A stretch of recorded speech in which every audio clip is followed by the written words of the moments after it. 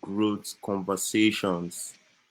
Uh, since the beginning of this week, since the beginning of this week, we've been talking about how to win corporate sponsorship for your organization, how the process, what the process involves, and today we're inviting Natasha to come on here to come tell us more about sponsor solid organization, how to ensure you build a solid board, and of course, a lot of experiences she's gotten over the years. So for the next 30 minutes, I can assure you it's going to be all value, right? We're going to be digging deep into non-profit organizations. We're going to be digging deep into funding for your organizations. We're also going to be looking at, the possibility of building a solid board for your organization. And of course, how to make those big moves, right? How to ensure you have those partnerships that can keep you, community grounded so that funders can begin to see your organization as a professional and solid organization. So Natasha, is really nice to have you on here with us today. I'm happy to explore this conversation with you. I've been following your progress, I've been following your work. You've been doing awesome work within the community, and you're not just doing awesome work, you've been also carrying non-profit founders along. I remember the last grant you applied for, you had different non-profit funds going out there to tell them about these opportunities and guiding them through the process of applying for these grants. So I can say your journey has been an inspiration to me, and that's why I want you to come on here today to come talk to our people, show them how these things are done, and of course, let's see how we can all create better results together. So Natasha, can you quickly just introduce yourself to us. Tell us about yourself, your organization, what you do, and why you do what you do. Well, my name is Natasha Harris, and I started a nonprofit organization over 14 years ago due to my children needing an individualized educational plan. So, with that, I had to really make a decision to be able to gather a team to help me initiate that within their elementary school. So, with achieving those goals, it pretty much let me know that there were other children who needed help as well, who had special needs problems or behavioral problems. And that was my main objective, to make sure, that they had a quality education and a fair opportunity the way that they are supposed to have it. Education isn't just a one-stop shop. Everybody have their own type of learning styles, and we have to make sure that we're helping the children to reach the goals according to their measures and not our own. Yeah. So that's how we developed Broken Wings Literacy Center in Philadelphia, and we provide mentoring services, tutoring, as well as recreational activities. It's pretty much out of time programming and summer camp programming, and we do it with a holistic approach. Wow, that's awesome. So tell me, I also saw you are into consulting, Natasha Harris Consulting. What do you do with your consulting business? Yes, well, as far as the consultant, what we love to do, we love to help startup businesses. We love to help, businesses that's already up and running. We love to help them do their market research, their budget. We love to help them with advertising, their public relation, their networking ability. It's so many different arms to it that we just like to be able to be their extra arm. We help them with their branding, and we achieve these goals because we have other, community partners that help us and that collaborate with us to make a cohesive business operate effectively.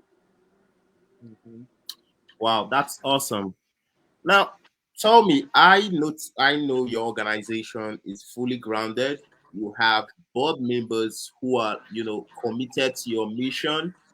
And not just board members, but those who have served on your board, they are still holding on to your organization. You have new board members working with you. How have you been able to achieve this cohesion within your board? Because one thing I've learned is a lot of nonprofit founders are actually struggling to build a cohesive board, right? A board that can be able to help them achieve their mission. So I want to know, how have you been able to achieve these results for your organization? Well, I think the first and foremost is the fact that I always put God first, and I always ask Him to lead and guide and direct my path. And my number two thing is to treat people like you want to be treated. Being respectful, being kind, being thoughtful, having emotional intelligence with dealing with people of different backgrounds, and being able to honor people and appreciate their gift, and not feel intimidated because people may have different skill sets and they may be smarter than you. I think what separates me from other nonprofit founders is I'm attracted to intelligent people that are more brighter and smarter than me, or even have more degrees than I have. I just have an associate's degree, but I believe that I have a doctorate when it comes to common sense and street smart sense. So I got that on the street for free. Yeah. Well, I'll say, one, what you've said is very correct, which is you having respect for people and treating people as you want to be treated. Because personally, I've known you for some time, and I can tell you the relationship has been awesome. And to contribute to what Natasha just said, because I know about her work, I know she networks a lot, and this is where a lot of nonprofit founders are being they're lacking behind, basically. Because like, I'm presently working with a nonprofit founder, and one of the challenge we noticed is she doesn't have a network of her own that she can anchor on, to grow her mission. So what we're trying to do is we're trying to help her build that network now, so that she can begin having access to board members and supporters and community backing. So one thing I've noticed about Natasha is her ability to network. She's always looking out for opportunities for events where she can go in there, talk about her work and just show up. And not just show up, she's really showing up, right? So Natasha, I remember you went for an event just some weeks ago where you know these ladies approached you to apply for a grant. Can you share that experience with us? Because I see a lot of people, they show up at events, they show up at these networking events, and they just shy away. But I think you're doing something, and you're doing something. You're taking extra step forward, and people are beginning to notice it. So can you share that experience with us? Sure. About 2 weeks ago, I'm a part of an organization. It's called Read by Fourth. That means that from zero to fourth grade, there's a big initiative in Philadelphia that we're trying to get children to be able to read more effectively and on grade level. So I'm on their parent council, as well as I'm a reading captain. So they hosted a conference like 2 weeks ago, and I guess because of all the affiliations that I'm affiliated with, and each time they name a different task for the people to stand up in a room to whatever affiliation you affiliated with. And I happened to stand up over 5 different times.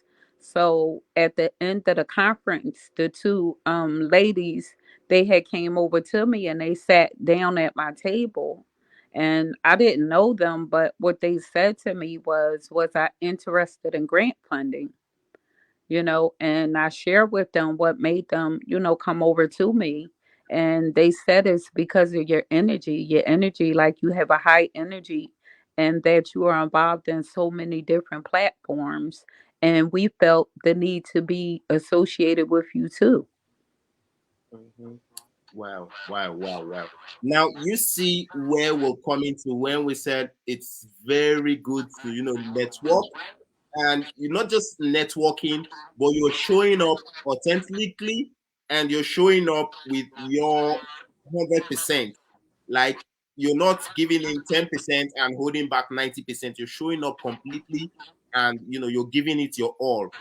And I think this is very important because opportunities are always out there. A lot of people are looking for grants funding. A lot of people are looking for, board members. People are looking for who to help, how they can get grounded, right? But if you're not taking this step, if you're not showing up and showing up 100%, a lot of these opportunities are just going to pass you by. Like they said, luck happens when opportunity meets preparedness. So if you've been taking the action, if you've been preparing, of course, when you show up in such situations and you give your 100%, you of course get better results for your organization. So thank you very much, Natasha, for sharing that experience with us. So tell me, how has your organization been today? What's the mission for you this year? What are you working on presently? Well, being as though that, we have won 44 awards within the last 14 years, and that's, globally to locally. So pretty much what we want to add on to our program is affordable housing and housing the homeless. So we have a initiative to do a group home for out of age foster care youth, as well as a transitional home for a reentry population. I'm Awesome. familiar with both because number one, I was homeless. I survived 17 different foster homes during my teenage years I was a teenage mother, a high school dropout. I didn't have my parents accessible to me at that time. So those are all of the things that I had to struggle with as far as low self-esteem, low self-worth, a bad attitude and a quick temper. So those are all of the things that God had to work with me on. And for me, it wasn't easy to let those negative behaviors go because I was so accustomed to carrying them around with me that I had them and was displaying them like it was a necklace and like it was a ring and a bracelet. And what we have to be able to do to achieve success and wealth is to be able to humble ourselves before God in order for Him to make anything work in our behalf, because it's according to His will what He wants to do in your life. It's not about us waking up every day having goals and, smart goals and the timeline and the SWOT analysis and all those things. You can have all those things, but without, your higher power, it's not going to work anyway. Mhm. Awesome, awesome, awesome. So you're looking into going into the homeless industry and to see how you can help homeless people. Is that correct? Yes. Okay, that's awesome. So let me ask this: as regards this plan you're presently working on, what do you think you're going to need to make this plan happen? Well, what I have done over the 14 years, I have built a strong network. I have built political, friends that I have always volunteered for just for advice, for advisory, to be able to lead and guide you, and give you some direction and correction, because you need accountability and you need correction when you're dealing with, larger projects and larger entities bigger than you. When you're dealing with something bigger than you better go get the big dogs to help you. Mm-hmm. So therefore, I pretty much, made sure that my volunteerism, my community service, community projects, and I made sure that my serving was over 80% to the point that anywhere I go, people already know who I am when I walk through the door. And if they don't know who I am, they'll know before the end of the day. I was at a Philadelphia Youth Award with one of my community partners. I was the guest speaker, and I had my own camera crew there. They wanted to film it while I was there, but the camera crew was there for me. So a young lady was at a table and she was wondering why everybody was coming over to me speaking. And I guess because I didn't pretty much, tell her who I was, because that's not what I do. I'm not the type of person that I have to tell people unless it's an introduction for that purpose, but not for the purpose of stunting or showing off. That's Mm, not who I have to be. My light is going to speak for itself. But she was surprised to learn, how many things I've done, what I've been affiliated with. And I told her, it's just not even about that. It's about you giving of yourself so that you can make a difference before your time run out. It's mm, that simple. And that's for all of us. But in order for you to run any type of business, whether it's nonprofit or for profit, your own home, your own mindset have to be correct first. Every year I spend over $5,000 or more to learn professional development, to learn personal development, to go to workshops, to learn different things. I have purchased 4 different grant writing courses so that way I can become more savvy. That way I can help other people write the narrative for their organization as well. Because if we don't write the narrative, then we're always going to be on the bottom looking up, mm. expecting someone to give us something. And that's not why our Creator created us. Yeah, The earth is the Lord's and the fullness thereof. So that means we don't have to beg, borrow, steal, kill, or destroy for wealth. The mm, earth is our Father's. All we yeah. have to do is line up, bag it up, and pass it out. And He will make sure that we multiply it. Mhm. Wow, wow, wow. You know, you just dropped gems, like real gems here, and I want to be able to pick it apart so that people can be able to learn the lessons.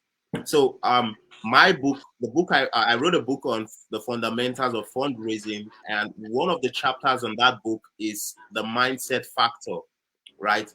The mindset factor to become successful in fundraising. And one of the mindset I spoke about was the fact that you needed to heal, right? You needed to heal from the trauma that brought you here for you to move on. So we know, a lot of people, they came into the nonprofit space because they're trying to, um, bring a solution to the trauma they experience. So, for example, a lady going through domestic violence, she started up an organization to help against domestic violence. But where it gets all shabby and, where it gets all shabby is when you yourself, who's trying to bring a solution to domestic violence, you're yet to heal from the trauma you experienced. And this trauma can go a long way to hinder your growth. It can go a long way to limit your organization.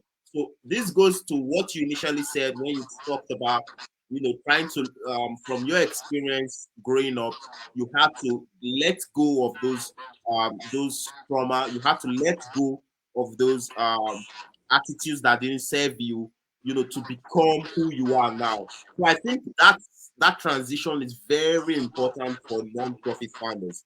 You have to heal from what you've gone through to be able to provide the solution to those you're looking to serve. Right? You can't come in here with a traumatized mind and think you're going to give your best. So I think that's one key point. Now, once you've been able to get past that point of really healing, the next point is where you get to put in the work, right?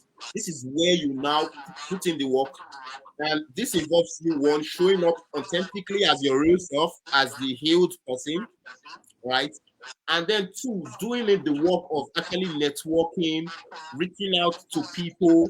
Like you said, you had to volunteer to some leaders, you had to volunteer to people within your community to build some of the networks you have now. But what we have is lots of nonprofit founders are shying away from this opportunity, right? They think because I'm already a founder, then I shouldn't even volunteer, or I shouldn't even, try to join other organizations. So I want people to pick up these lessons because these are very important lessons. One, you have to heal from the trauma that brought you here. Two, you have to put in the work. Sure, And because we have over 250 nonprofit organizations within our coalition. So those are people we have at our fingertip that we could call right this moment and get on this call and they'll answer with no problem. So whether we need food distribution, clothes, whether we need, counseling, whether we need, water, it's so many different things that people have called my organization for. My children, their elementary school teacher had lived out back of us, like the street behind us at one point, and her house had burnt down. And my first initiative was we have to make sure that we replenish her whole house. So what we did, we had a drive for her. Not only did we give her a check, we also gave her, clothes she needed and her household items that she needed to feel whole again, because she was a prominent, person in the community and at my children's school since they were, children, and they are now grown. So that really touched her to know that all those years ago we did that. Well, guess what? Now when I need someone to volunteer or come be a public speaker at one of my events, she doesn't mind coming because she know that we already tied into her life. And I think a lot of people, they want something for nothing.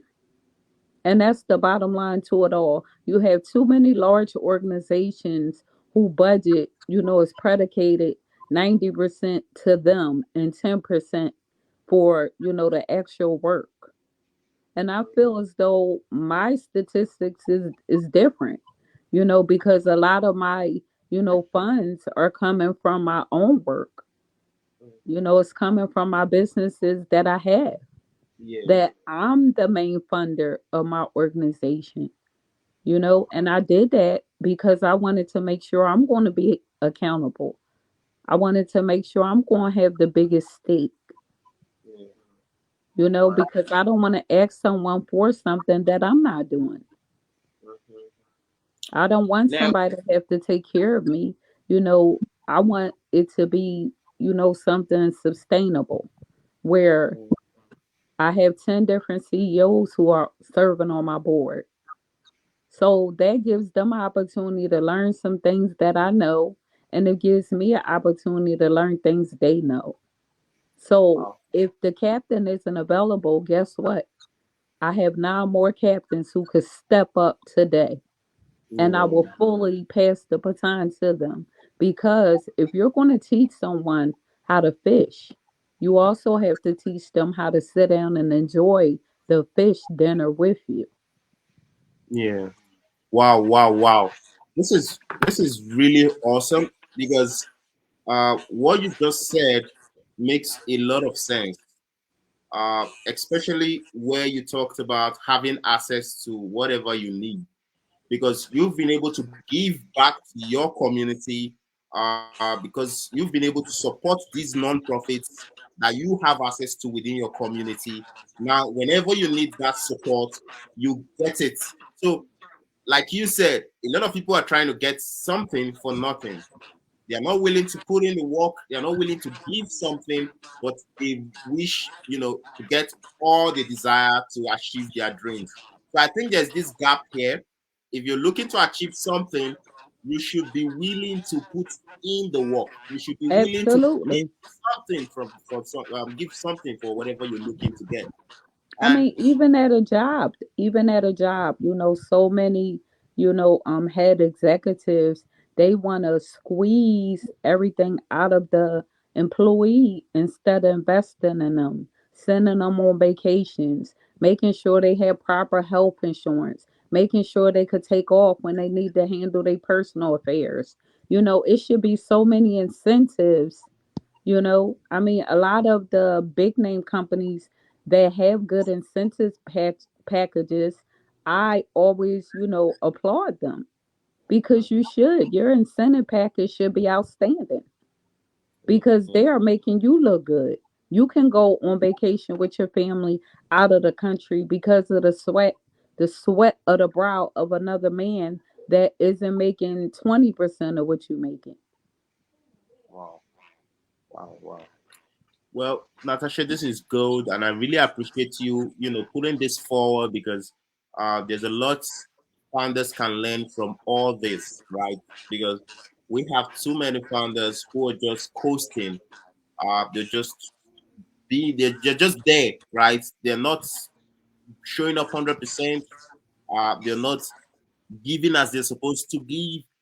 They're not putting out, as much as they're supposed to put out, and this has really limited a lot of founders. And recently I learned you got a sponsorship to actually implement one of your programs. So I know you're very you're the king of programming. I always like to call you that. You're the king, so you're the king of programming and budgeting. So I'm going to get to programming and budgeting. But before that, let's you mentioned you got sponsorship recently for your program, and I'm believing it's based on your network within the community and how you've been giving back. Can you give us a feedback on how that went, how you've been able to, how you got that sponsorship? Sure. It was a gentleman that I had helped 2 years ago. I was his caretaker. And what happened was he was really in a dark place at the time because he had stage 4 cancer. And pretty much when I met him, I knew it was an assignment from God, because when I met him, he was in a really dark place, and a year later, I helped him be able to come out and blossom and fight for every breath he have every day. So what happened was the goals that he wanted to create and to make happen before he expired, I helped to be able to advocate for himself to move across the country where he wanted to move. He was able to purchase his own car. He was able to purchase a boat and a single family home. He had Wow. acquired some finances due to a case that he had settled, and God had blessed him tremendously, and we talk from time to time, and he called me and he just asked, what is it that, you guys need, meaning our organization, and I just was telling him how I wanted to take a group of children from Philadelphia, the inner city, to the outer city, to the farm. I wanted them to learn, clean, healthy eating at this age, how important it is at a young person's age so that they don't have to learn to, acquire all of the different health disparities that they may face if they don't be taught about from the farm to the table. And that's Wow. what I wanted to introduce them to, and I was successful. And the gentleman offered to be able to pay for our transportation. And we also have another sponsor who offered to pay for our lunch as well. So this all happened because one of my board members, um, it's her family's farm. So she contacted her nephew and gave him a call and asked if we can come. And they also have a supermarket as well. Their Wow. supermarket each year gives us turkeys throughout the year, throughout the Thanksgiving season to give out. So it's just a wonderful opportunity and collaboration, and to be associated, to millionaires and, just know people who want to give from out their heart. Hmm. Now, I've got, you know, I always learn, and what you just said, I've got a huge lesson I've learned here. One is you should be willing to invest in your community. This could be you looking out for people within your community. This could be you showing up for them, volunteering, supporting them in every way possible. That's right. This always, life always comes full circle. So somehow, someday, somewhere, it's always going to come full circle for you. So you see, now she's invested in her community. Now the community is investing in her organization and in her mission. So I think this is very important when we're looking at winning sponsorship. When I work with clients to win corporate sponsorship, we usually look at the bigger picture, right? We usually look at organizations and companies out there. But what Natasha is saying here is you can actually look into your network. If you've been investing in your network, they are going to come through for you. You have Well, that's friends. where you should start at first because Why would you have anybody? You are the five people that you associate with. You are them. So Mm-hmm. whether it's good, bad, or indifferent, you are them. And if you ever want to make a change or a difference in the people in your tribe, you can do that. You are not a plant. You could get up and move. You are not a tree. You know, only the tree can't move. Lovely, lovely. So what we've learned here is look into your network first before looking out, right? Look into your network. Who are your friends who own businesses? Who are the people you know who are CEOs or executives of businesses? Reach out to your network first and make sure you're investing in your network from today, because you may not get the return today, but of course it's going to come ahead of you. But start investing in your network today. If you choose to say I'm going to do it tomorrow, then the opportunity is out there. But if you're investing today, I can tell you the opportunity is already on its way back to you. So That's right. The Bible says, "Give and it shall be given unto you. Pressed yes, down, shaken together, mend into our bosom." So, yes. we have to put seed in the ground. Mhm. That's true. Lovely, lovely, lovely. So, like I said, you're the king of programming. I've seen you put programs together that are, just awesome. I'll be like, how did you come about this? How did you think about this? So, I've been wondering, is there a particular way you view things that has helped you be able to come up with programs? Is it a discipline? Is it some form of skill you've built over the years? Well, I know it's obvious a skill you've built over the years, but explain Well, to I, us. well, I think it comes from me owning a daycare for 20 years. I owned a daycare, summer camp, before school and after school. So, doing that, kindergarten till sixth grade for so many years, I'm addicted to helping children reach their fullest capacity.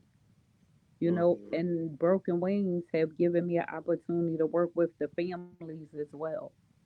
So whether the family, are incurring homelessness or incarceration or death or trauma, no matter what, we try to help the whole entire family.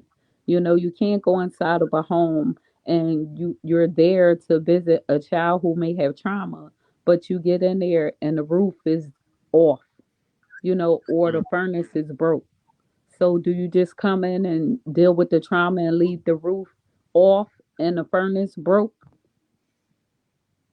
No, you do not. You go back out and you figure it out until you come up with a solution. And that's mhm, what Broken Wings Literacy is about. And that's why we're so different, because we don't mind, getting our hands and feet dirty, you mhm. know. And we built to last like a Ford truck. Lovely, lovely, lovely. This is awesome. So, we have a guest here asking a very important question. She's like, "How do I invest in my network when they literally don't seem to support?" Okay, so that's an easy one for me right there. I am the networking beast. They call me Boss Lady in Philadelphia. Philadelphia named me the Boss Lady because they know that I love marketing and networking. I love doing that because that give me a opportunity to showcase who I am, what I can do, and how I could serve the person. If you go into a relationship thinking that someone owes you something or you want to get something out of it, you're not doing networking, you're doing business. That's a business transaction. But as Mhm, you're networking and you're getting to know people, then you can exchange services. You can mhm. barter services. So that way, a relationship should be a win win situation. Awesome, awesome. Did you? I think you should check your speaker. Okay. Hello. Yeah, yeah, you're back on. Yeah. Yeah, you may not have everything that you need, but how you can get a whole complete sandwich, such as, a cheeseburger deluxe. Somebody's going to bring the lettuce, somebody bring the tomatoes, somebody bring the sweet pickles. I'll bring the meat. Somebody else gonna bring the buns. Somebody gonna bring the mayo. Awesome. So that's what makes a cohesive networking, opportunity. Make sure you bring something to the table. Don't ever sit down at somebody's table with nothing, smiling in their face and thinking they should give you something. Mhm. Lovely. So, Christina, Natasha just said it all. Go over and make sure you have something with you as you are going over there to, network, to build those relationships. Go in with value. I will add that what you can actually do if you're looking to be very strategic with this is you can actually identify those organizations or people you should connect with within your community. Look at what do these people need, or how can I help these people, or how can my organization fill a gap, within their space. Once you've been able to identify that, you can now go in, offering that value, offering that service, and then, of course, like she said, you're not going in with the mind that you're going to get something in return, but you're just going in with the mind that you want to network and you want to provide value. And every time you do that, it always comes back to you. So, It does, and it's something you have to practice. Can you imagine when your cousin shows up at the cookout every single year, and you already know they're not going to bring nothing? You already know it. You know which one's going to bring the ice, who going to bring the Tupperware so they could, sneak some food home. We know each person that's going to come to the family cookout, and then to be people who will bring food. Jesus knew who was at his table, just like we know who will sit at our table. So it's just important for us to always be willing to, barter our services. If I do grant writing, can you do some research for me? Or can you do editing? And we mhm, may could share the grant. It's so many funding opportunities that I have shared with people from $1 million on down to $100 grant. That's just who I am. I love to share. I love to solve problems, and I love to do what people say I can't do. I love that. That's what gets me high every day I wake up when someone doubt me. well, awesome, awesome, awesome. Now, she's asking any suggestions for someone still working. So, I guess she has a full-time job and she's looking for means to come in, with her tight schedule. Am I correct? So, you have something for her? Sure, I do. I work a full-time job as well. And after I get off at 3 p.m., I put my other hat on for my other business endeavors. Okay, I don't feel like the I need a volume. side shift, but what I am doing, all it would take is for one position to, manifest, and then I can be able to become a full-time entrepreneur. But when God gives you multi-talent, it's a blessing for you to be able to navigate and be able to make sure your time management is everything. You can spend just as much as time as you do at your job after you get off, because after you get off, that's your second job. That's what's for you. That's for your profit. Okay, your voice is quite down. We couldn't hear you clearly. Okay, can you hear me? Can you? I think your voice is still down. Can you hear me better? Okay, it's better now. Better Okay. now. Yeah, I was just saying, as far as with networking and entrepreneurship and things like that, I have a full time job as well, but I make sure that when I leave my job at 3, I change my hat to my other business endeavors so that Mhm, I'm meeting my own goals, my own expectations, just as well as I'm fulfilling someone else's family, generational wealth. Well, mhm, my name is on the back of my shirt as well. So if I'm running touchdowns for somebody else's business, I better make sure I'm making place for my own. So after 3, I'm available. I go to meetings. On the weekends, I go to meetings, workshops, and things like that. So that's my time for me to be able to explore and do me. Mhm. So what Natasha just explained is she has a full-time job as well. Flavor where you going there She's now? We she's down here. Yeah, she has a full-time job as well, but she's been able to navigate her full-time schedule to make sure she's able to show up for people within her community. So, like she said, she could get off work by 3 and still show up for whatever community event that she thinks is aligns with her organization. So, I think we can pick a cue here. If you have a full-time job, you have engagements, you could schedule, say, Saturdays every week or a particular time every day where you try to connect with your community, where you're asking questions so that you can be able to start providing value back to these people. So for Christina, I know you run an organization that works with veterans. What you could do is see within your community who are those within the veteran space. I know you're also within the canine space because she connects veterans to dogs to help prevent suicide and these traumas they go through. Yeah, like a So support dog. yeah, so if she can actually look into our community, which organizations are into the canine industry, right? Have a list of these organizations. Which organizations are into the veteran industry? Have a list of these organizations.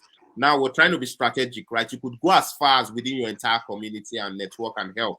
But when we're looking at within your own space now, if you're looking at building that network, right, you can now pick up organizations that align with your organization within your community, reach out to them, see how you can provide them some value because your organization is full of value. I can tell you, Christina, the work you do is awesome.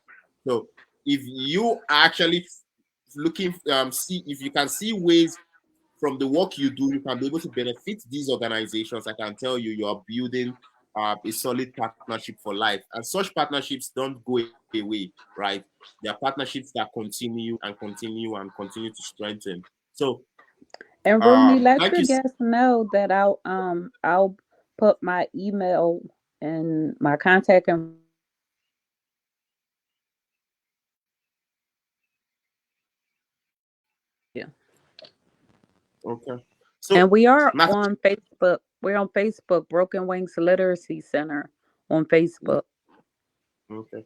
So, I'm going to put up Natasha's email, her contact details, all on the comment section so that everyone who is involved in this conversation, everyone that wants to watch the video can actually contact her to learn more.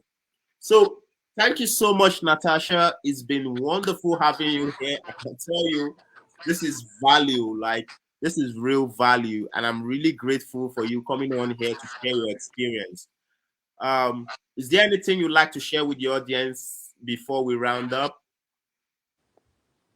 I just would like to say that I think it's so important for you to be able to get out of your own way, because so many times people are in their own way because they have so many types of fears and barriers of doing, new things. Many people are introverts, and you need to be able to have like an extrovert style of learning so that way you could be able to achieve, greater goals. And Yeah, always, your team should reflect you, like I said. So I deal with judges, lawyers, doctors, scientists, so many people from a higher level to, even the lower level, because you can learn something from so many different, demographic of people.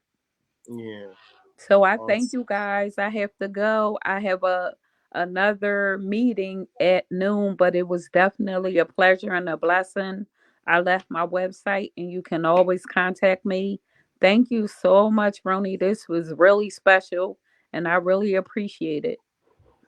Thank you, Natasha. This is awesome. Thank you for showing up here. Thank you for giving us your time, and thank you for sharing your experiences with us. So, again, Natasha's organizations. social media handle is Broken Wings Incorporated. So I'm going to share her email and whatever contact information she sent across to me now. I'll share it on the comment section so that you can all reach out to her. And of course, tell her thank you for me because she's a lovely person and I'm so happy to be connected. So till we talk again, Natasha, Okay, thank you. thank you so much. Have a blessed day, everyone. All right. All You right. too. Bye bye. So, wow, this is one wonderful conversation. There's lots of value to unpack in here, and I want you guys to take your time, come back here, watch this interview, learn as much as you can. Reach out to me if you have any questions. Reach out to Natasha. She's always open and happy to help. And of course, I'll see you next time on the Nonprofit Growth Conversations.